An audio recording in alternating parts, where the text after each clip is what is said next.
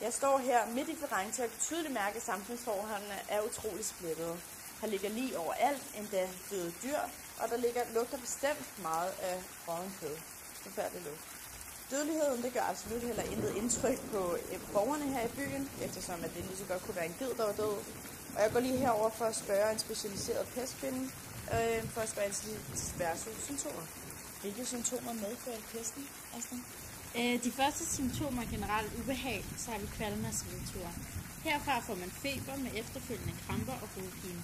Man oplever en svaghed, og man får kuldegysninger. Hævelsen af lymfekirtler til æggestørrelse. Herpå går der koldbrand i legemsdele samt pus fra lymfekirtler. Hvor kommer sygdommen så fra?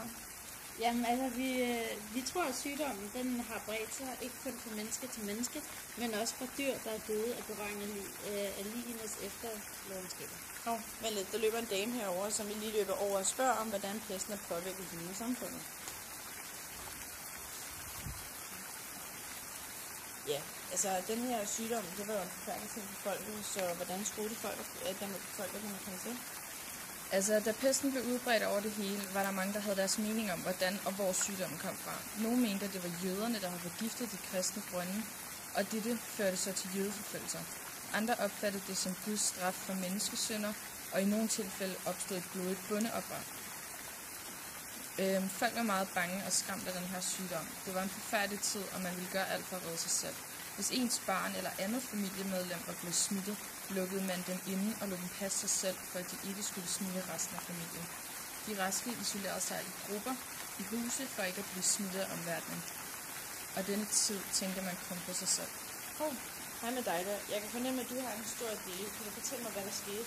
Ja, jeg er en rask kvinde, jeg har forladt en af mine børn, da barnet ligesom ramt af pest. Og jeg er simpelthen for bange for, at jeg mister mit eget liv og resten af mine børn.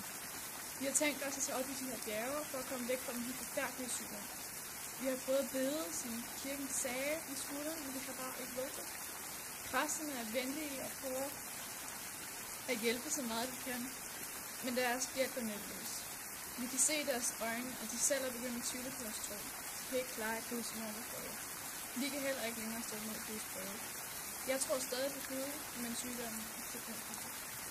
Kan jeg spørge, om du kender en, som der ved noget om de diverse behandlinger? Ja, han er der lige derovre. Okay, tak. Jakob, kan du fortælle noget om behandlingerne i den by? Ja, jeg har haft nogle erfaringer med det, da min bror er syg af pesten. Han har nu ligget 4 dage. Vi gik i første omgang til kirken, hvor vi blot fik at vide, at vi skulle bede noget mere, da det jo er Guds vrede, som rammer os. Vi har bedt og bedt, men tingene er kun blevet værre. Vi ser andre, som er gået til voldsommere metoder. De går rundt i gaderne og pisker sig selv. Jeg har nu søgt hjælp hos en læge. Han mødte op i vores hus i en besynderlig dragt og med noget, som lignede et langt næb på hans næse.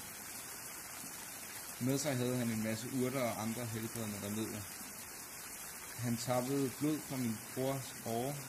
Dette skulle fjerne de dårlige væsker i hans krop. Dog ligger min bror stadig syg, og vi har ikke tilladelse til at se ham. Snart bliver han nok taget fra os.